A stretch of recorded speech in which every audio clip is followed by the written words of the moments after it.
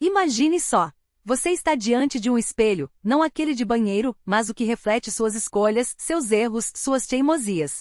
E ali, bem na sua frente, surge a pergunta que assombra até os mais experientes. Vender ou não vender? Parece simples, mas é como se cada um carregasse um peso invisível nos ombros.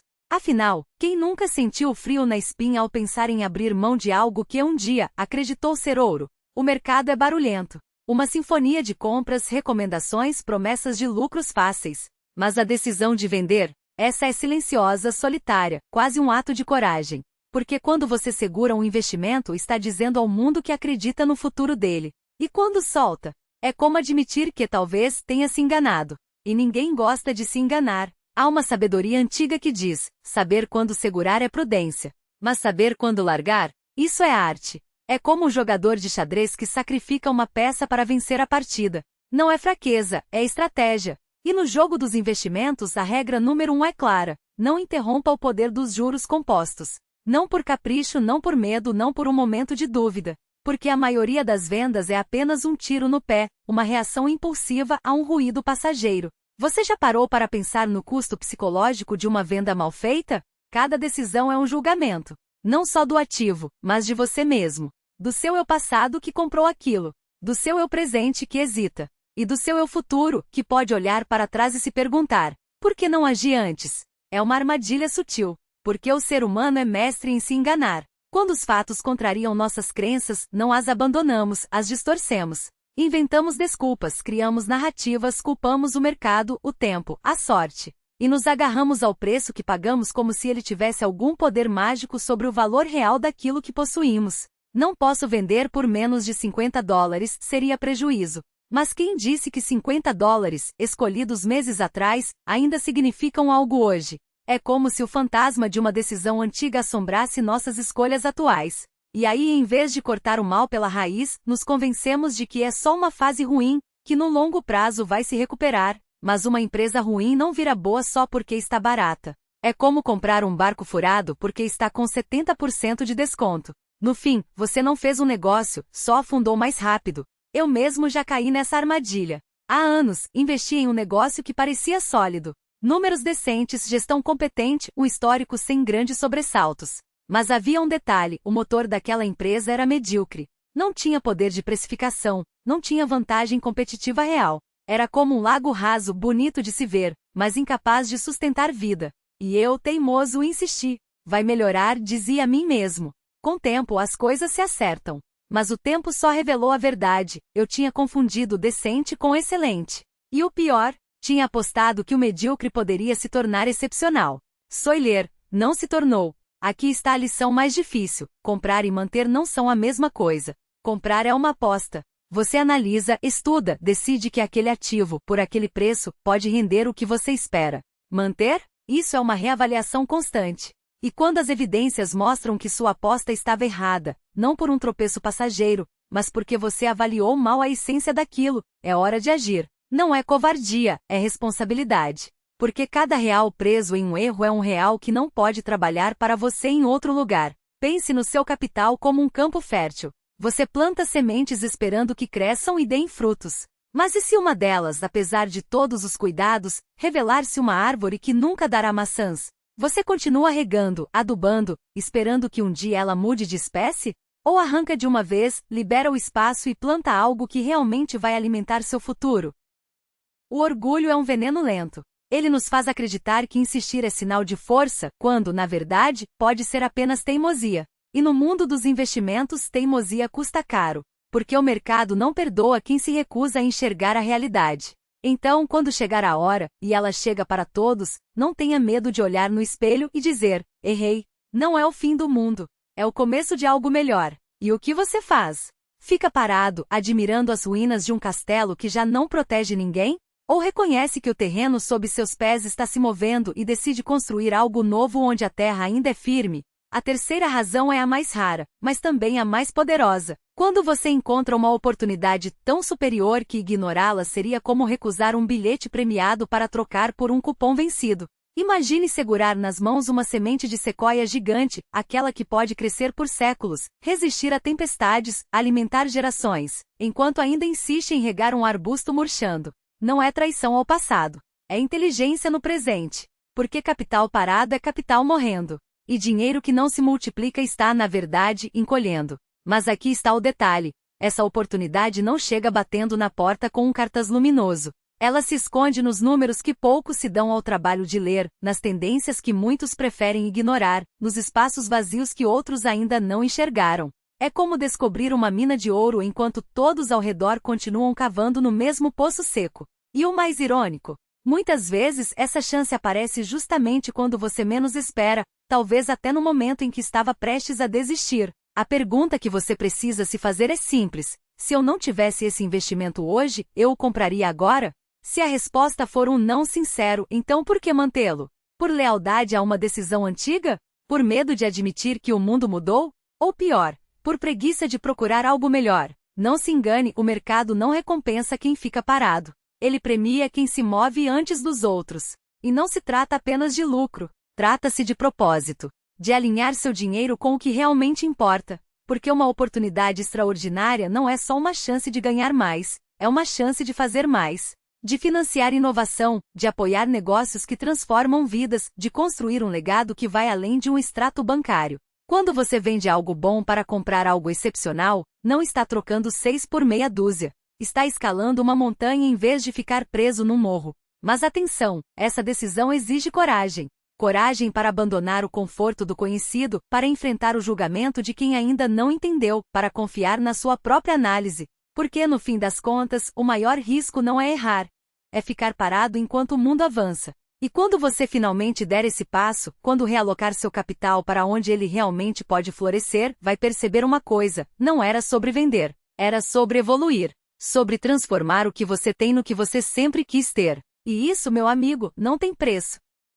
Uma razão para vender só porque o preço subiu. É a ilusão do lucro fácil, a tentação de trocar o extraordinário pelo ordinário. Imagine que você possui um vinhedo raro, cujas uvas produzem um vinho que envelhece como ouro líquido, cada safra mais valiosa que a anterior. Um comprador aparece e oferece o dobro do que você pagou. Você aceitaria? Claro que não. Porque sabe que em 10 anos, aquele mesmo vinhedo valerá 10 vezes mais. Então por que tratar uma empresa excepcional de forma diferente?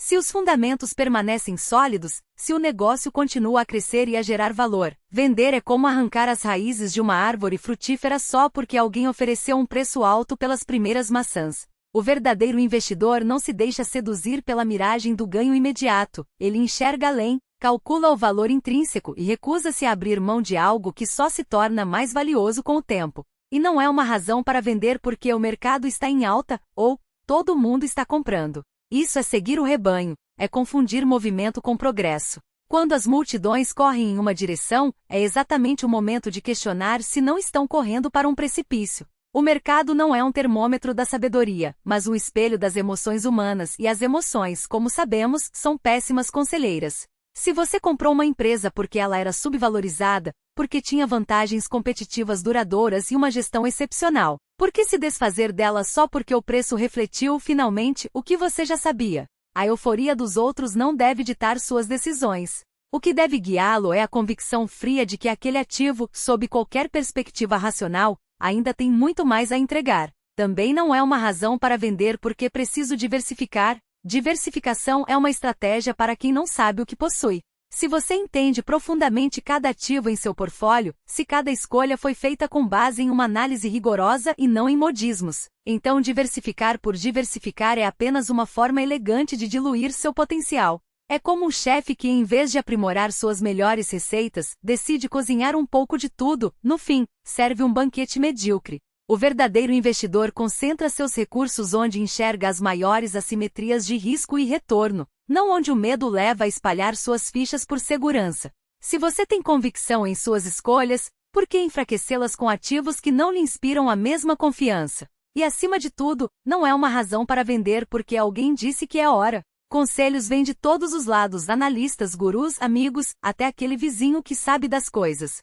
Mas nenhum deles carrega o peso das suas decisões. Nenhum deles viverá com as consequências. Quando você vende por influência externa, está terceirizando sua inteligência, sua disciplina, sua capacidade de julgamento. Está dizendo sem palavras que não confia em si mesmo. E se há algo que separa os grandes investidores dos demais, é justamente isso: a coragem de confiar na própria análise, mesmo quando o mundo inteiro discorda. A verdade é que vender deveria ser um ato raro, quase solene. Não um reflexo, não uma reação, mas uma decisão tomada com a mesma seriedade com que se escolhe um parceiro de vida ou se planta uma árvore que só dará frutos para as próximas gerações. Porque no fim, o que você possui não são apenas ações, terrenos ou empresas, são pedaços de futuro. E cada vez que vende, está dizendo ao mundo: eu não acredito mais neste futuro. Então pergunte-se: você realmente não acredita? Ou está apenas cedendo ao barulho? Porque o silêncio muitas vezes é onde mora a verdadeira sabedoria. E a verdadeira riqueza não se constrói com pressa, mas com paciência, convicção e a coragem de ficar quando todos os outros correm. Resistem às intempéries do mercado. Porque previsões econômicas, recessões, inflação, juros, eleições ou guerras não são motivos para vender. São apenas ruídos que os especialistas são pagos para interpretar e os veículos de comunicação para amplificar. O barulho é constante. O que você pode levar ao banco é a verdade. Ninguém sabe o que as economias farão no curto prazo. Nem eu, nem o presidente do Banco Central, nem os analistas. Mas as empresas sólidas foram construídas para atravessar todas as estações. Elas podem pegar um resfriado, mas não morrem. Se você vende um negócio excepcional por causa de uma projeção do PIB do próximo trimestre, está apostando na previsão, não na empresa. Está trocando um ativo produtivo por hipóteses. Isso não é investir, é especular, e não se vende por causa de um preço-alvo. Quando um analista ou um modelo cospe um número, digamos, $150 por ação, e o papel atinge esse valor, muitos comemoram. Chegamos. Mas a empresa não sabe que alcançou seu preço-alvo. Ela continua crescendo, lucrando, expandindo. Seu alvo era apenas um instantâneo, uma fotografia baseada em suposições. A empresa é um filme em movimento.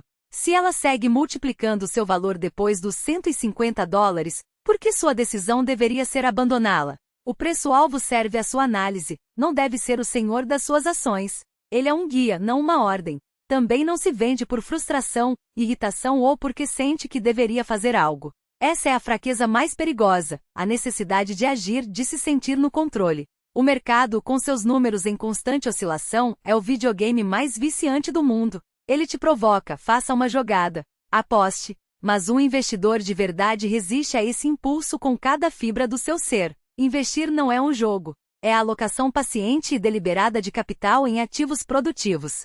Quanto menos você fizer, melhores serão seus resultados. Minhas decisões mais lucrativas não foram marcadas por brilhantismo, mas por uma inatividade heroica. Eu lia, pensava, observava, e deixava que o tempo e a produtividade das empresas trabalhassem por mim, enquanto eu vigiava o portão da minha própria impulsividade. Vender por tédio é como um agricultor que, cansado de esperar o milho crescer, decide arar o campo e plantar outra coisa toda semana. Ele nunca terá uma colheita. O tédio não é um sinal, é ruído. Aprenda a conviver com ele. Adote de uma vez por todas a mentalidade do proprietário. Todo esse discurso sobre vender, na verdade, se resume a uma pergunta que você deveria ter feito no momento da compra. Quando apertei o botão de comprar, eu estava imaginando um gráfico ou uma empresa. Não comprei na esperança de que o preço subisse 20%.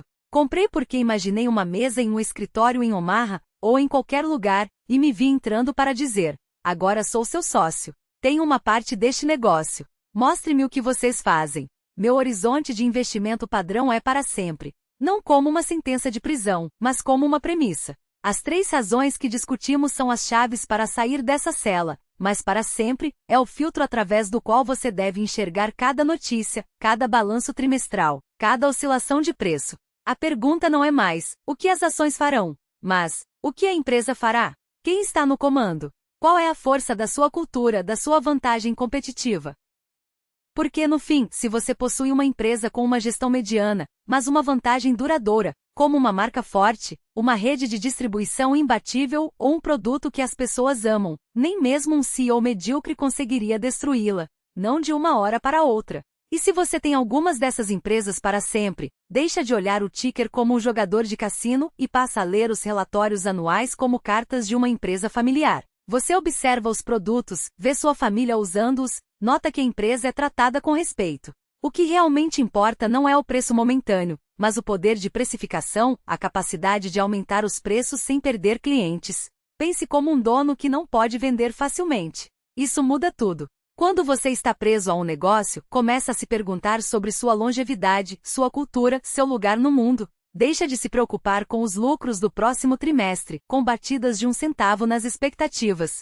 Passa a se importar se a empresa está reinvestindo com sabedoria para o futuro. E quando você pensa como um proprietário permanente, a venda se torna um evento sísmico raro. Não é algo feito de ânimo leve, não é uma reação ao ruído. É um procedimento cirúrgico, realizado apenas quando o diagnóstico é claro e a alternativa é convincente, calma e racional. Agora, veja bem, percorremos um longo caminho juntos. Da humildade de admitir um erro ao reconhecimento lúcido de um declínio irreversível, até o ato de trocar o bom pelo melhor. Essa estrutura é simples, quase óbvia. Mas a estrutura não é a parte difícil. A parte difícil é o temperamento, a disciplina emocional. Ficar imóvel enquanto a multidão corre em uma direção. Agir com decisão quando todos estão paralisados. Reconhecer os erros antes que se transformem em desastres. Encontrar coragem para uma mudança monumental. Isso é o verdadeiro trabalho. E ele acontece aqui dentro. Você já ouviu falar da magia dos juros compostos, a oitava maravilha do mundo. Mas a verdadeira capitalização, aquela silenciosa, implacável, não acontece nos extratos bancários. Ela acontece na mente. É a capitalização das experiências, das lições aprendidas não em livros, mas na dor de uma perda ou na quietude de uma vitória de longo prazo. É a capitalização da paciência, da memória muscular de não fazer nada. É a capitalização do julgamento, afiado por 1000 pequenas observações e poucas grandes decisões. Cada vez que você faz uma venda desnecessária, não está apenas perdendo capital, está desperdiçando sabedoria. Está treinando sua mente para a impaciência. Mas cada vez que vende por uma razão certa, está capitalizando seu realismo, sua coragem. Ao longo da vida, essa sabedoria e esse tempo se tornam seu ativo mais valioso. Muito além de ações ou títulos, eles se transformam no motor silencioso que permite, décadas depois, sentar-se em um escritório simples e olhar para trás não com a agitação de um trader, mas com a profunda satisfação de um construtor. A satisfação de ter entendido o que possuía. De ter sido um bom administrador. Um parceiro fiel para as empresas que escolheu apoiar, fornecendo-lhes capital paciente. E, em troca, elas fizeram o trabalho pesado por você. Cresceram. Multiplicaram-se. Muitas vezes interromperam a capitalização no caminho. Mas nas poucas que resistiram, a bola de neve se tornou uma avalanche. E é assim que se constrói riqueza, não com movimentos frenéticos, mas com a quietude de quem sabe que o tempo é o melhor aliado. É por isso que estendi a mão para guiá-lo até aqui. Há uma razão condenadamente boa. Uma razão que resistiu ao frio cortante da madrugada sem glamour, sem medo. Então, o meu pensamento final para você é este. Na próxima vez que sentir aquele impulso, aquele coceira no dedo de apertar o botão, de mexer no celular, faça algo muito mais natural e humano. Levante-se da tela. Dê uma longa caminhada como aquelas que se faziam sem pressa, quando o mundo ainda respirava devagar. Abra o primeiro relatório anual da empresa que um dia o conquistou. Lembre-se do que o fez se apaixonar por ela. E então, no silêncio, faça a si mesmo uma única pergunta. Estou vendendo por um dos meus 3 motivos, uma razão de negócio sólida, uma avaliação justa ou uma necessidade real? Ou estou cedendo a um dos milhões de ruídos sedutores do mercado, aquela voz que sussurra agora ou nunca, como se o tempo fosse um inimigo e não seu maior aliado? Se a sua razão for calma, ponderada, respire fundo e prossiga. Se for o mercado falando mais alto, pare. Dê um passo atrás. Volte a ler estas palavras. Deixe o mundo girar em seu ritmo frenético. O seu não precisa acompanhar. Sua missão não é correr. Sua missão é possuir, compreender e esperar. O poder está na pausa. A riqueza está na paciência. E acima de tudo, na convicção de que o tempo, quando bem usado, não é um adversário, mas o escultor silencioso do seu sucesso. Obrigado por ter chegado até aqui. Por ter escolhido ouvir em vez de reagir. Por ter entendido que no jogo do longo prazo, a verdadeira vitória não está em vencer o mercado, mas em não deixar que ele o vença.